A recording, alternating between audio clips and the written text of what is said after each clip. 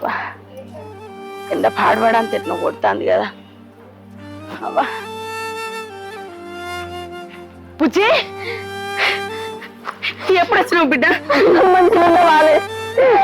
ఎప్పుడు వచ్చినావు బిడ్డ? మంచిగా ఉన్నవా? అప్పుడే వచ్చినమ్మా. ఈ పిల్లగాడు మనవాడే.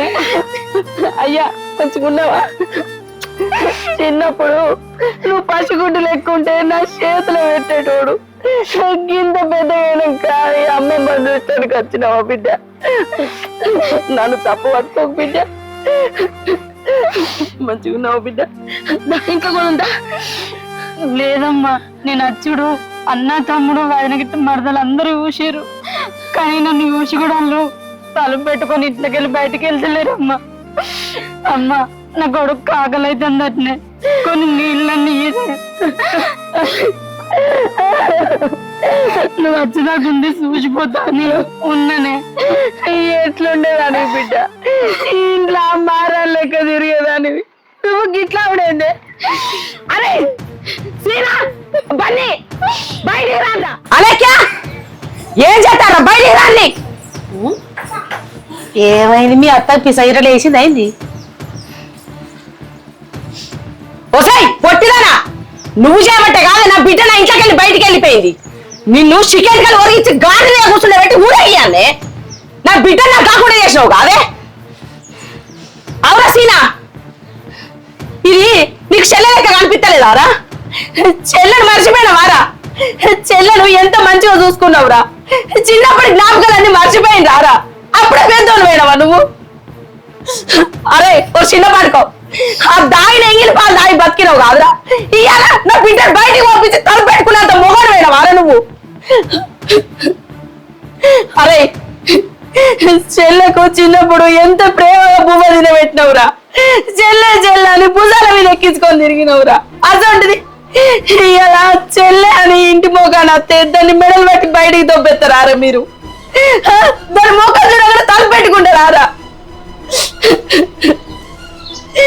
అవునే నా పొట్టి మొక్కన్నానా?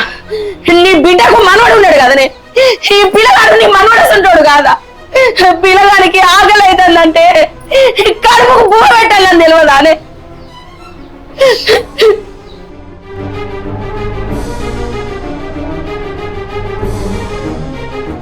అరే సీనా, మీ అయ్యకు మీరు ఎట్లా పుట్టిరో ఇది కూడా గట్లనే పుట్టిందిరా. ఈ ఇంట్లో మీకు ఎట్లా సమానం ఆక్కున్నదో నా బిడ్డ కూడా ఆక్కున్నదిరా. బుజ్జి వీళ్ళు రక్తం తాగే మనుషులే. వీడికి ఎందుకు వచ్చినావే బిడ్డ? నిన్ను వీళ్ళు ఇంట్లోకి వెళ్ళగొట్టినారే, సగం చచ్చిపోయింది. ఈ సచ్చిన సేవను చూడటానికి వచ్చినవా? వీళ్ళ దాని మాటలు ఓడటానికి వచ్చినవా? కాదమ్మా, నువ్వు ఇల్లు కట్టుకొని అంత మంచిగా ఉందనుకునే టైంలో ఆయనకి యాక్సిడెంట్ అయింది, కాలు ఇరిగింది. 4-5 నెలల నుండి ఆయన పనికేటి పోతలేడే. ఇంట్లో మస్తు కష్టం అవుతుంది, తినడానికి తిండి కూడా లేదే. అందుకోసమనే అన్న తమ్ముడేమన్నా అప్పు చదువుతాడేమో అని వచ్చినమ్మా. కానీ వీళ్ళు ఇంకా కూడా మారకుండా వీళ్ళు గిట్లనే ఉన్నారని నాకు తెలియదే. ఏంది బిడ్డ గీళ్ళు గీళ్ళు నీకు అప్పు కాసరైతే వచ్చినవా? వీళ్ళు రక్తం లాగే మనుషులే. ఏనాడైతే ఎంగిల్ చేత నిన్ను ఇంట్లోకి వెళ్ళి బయటికి వెళ్ళగొట్టిండు ఆనాడే నేను సగం చచ్చిపోయింది. ఈ పసిపిల్లగాడు ఇంటి ముందరికి వస్తే ఆకలి అవుతుందనంటే నీ ముఖం మీద తలిపేసుకున్నారా ఇంట్లోకి పోయి? అప్పుడు మొత్తానికే చచ్చిపోయిన బిడ్డ. వీళ్ళతో ఉండే బదులు గుడి కారం మెట్ట మీద అడక తిన్నది నయ్యో.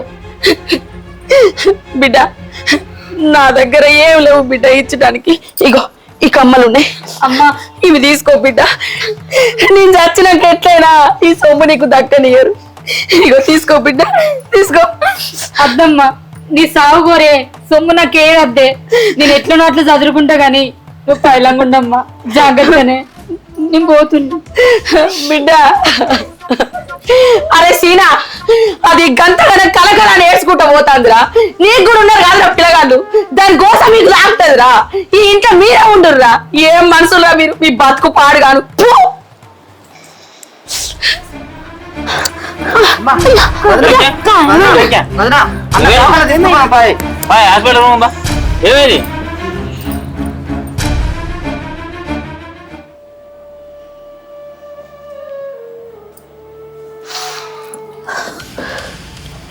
అమ్మా అమ్మా ఈ కోడలకు గుండె నొప్పి వచ్చింది. గుండెకు రంధ్రం పడ్డదట. డాక్టర్లు 15-20 లక్షలు అయితే అంటుండే. ఏం చేయడం అర్థం అయితే లేదు. ఏంది కోడలకు గుండె ఆపరేషన్ చేయన్నట్నా? అయ్యో ఇప్పుడు మన దగ్గర కూడా పైసలు లేవు కాదురా. ఎట్లా? మొన్న వచ్చిన పంట పైసలేమో ఇంట్లో కాయే, తిండి కాయే. ఇప్పుడు ఎట్లరా మరి? ఏమో కదా, ఏం అర్థం అయితే లేదు నాకు. నేను ఏం పాపం చేసుకున్నాడేమో. చెల్లెను ఇంటికి వెళ్ళి వెళ్ళగొట్టినందుకు కావచ్చు. అల్లుడికి కనీసం అడ్డం పెట్టబోతుంది. ఆ పాప నాకు ఇయ్యాల నా భార్య రూపంగా తలుగుంటున్నాడే. ఏడవ కొడుక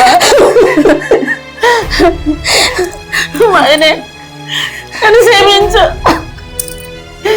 ఆ భూమి అడవి లెక్కిస్తే ఏమొస్తుందని నీ ఇద్దరు కొడుకులకు దక్కలేనే నేను.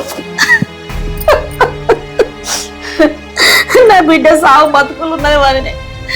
దాని బతుకు నీ చేతులు ఉన్నది. అది నా బిడ్డ కాదు, నీ బిడ్డ అనుకో. ఓ పిచ్చి వదినే, ఏం మాట్లాడతాను? నాకు 3 బిడ్డలు. నా కోడలు కూడా నా బిడ్డలు లెక్కనే. అరే కోడలకు ఆపరేషన్ చేపించి మంచిగా చేపిద్దాం. మన పొలం ఉన్నది కదా, ఆ భూమి అమ్ముదాం బిడ్డ. పైసలు తీసుకొచ్చి ఆపరేషన్ చేపి కోడలికి. భూమి అమ్మదంటే చెల్లె సంతకం పెట్టాలి కాదు. ఇప్పుడు ఏ ముఖం పెట్టుకుని దాన్ని అడగంటే? అరే చెల్లె గుణం మీ అసొంటి గుణం కాదురా. దానికి నీ బాధ చెప్పుకుంటే దాని మనసు కరుగుతుంది. అది ₹1 తీసుకోకుండా వచ్చి సంతకం పెడుతుంది రా కొడుక. పోయి చెల్లెని బతలాడు, సంతకం పెడుతుంది. పో కొడుక. సరే అమ్మా, పోతున్నా. సరే వదినే, ఏడవకు వదినే. నీ బిడ్డ కాదు, నాకు కూడా బిడ్డనే. నా కోడలు లెక్క ఎప్పుడు అనుకోలేదు. నీ మనసుకి ఇంత మంచిది.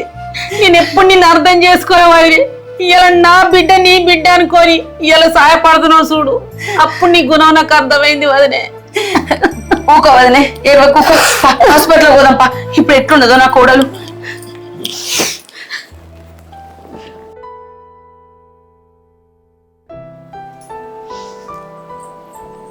సప్నావా వచ్చినా బిడ్డ?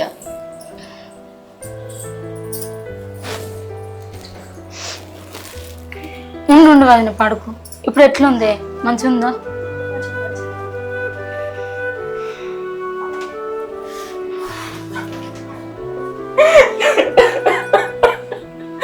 చెల్లె క్షమించు, క్షమించు. నిన్ను అల్లే మాటలంటా. నేను నువ్వు లేకపోతే నీ వల్ల ఉండకపోవే. మేము అన్ని మనసులో పెట్టుకోకుండా నువ్వు సంతకం పెట్టి మేము వదిలి బతికించిన నీకు ఎంత రుణపడి ఉండవు నువ్వు. అయ్యో ఊకో అన్న, మన మధ్య క్షమాపణ లేదురా అన్న. ఏ బంధం విడిపోయినా గాని మన రక్త సంబంధం రా, మనది విడిపోదురా. మీరు అట్లా ఎప్పుడు అనుకోవద్దురా.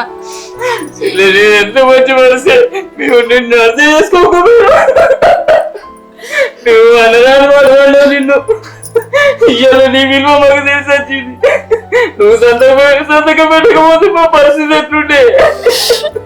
నువ్వు ఏం మనసులో పెట్టుకోకుండా ఇలా సంతకం పెట్టి నా భార్య బతికించిన. క్షమించు. అరే పెద్దోడా, ఎప్పటికున్నా అన్ని సంబంధాల కంటే రక్త సంబంధమే గొప్పదిరా. ఆ ముచ్చట మీరు ఇప్పుడైనా తెలుసుకున్నారు.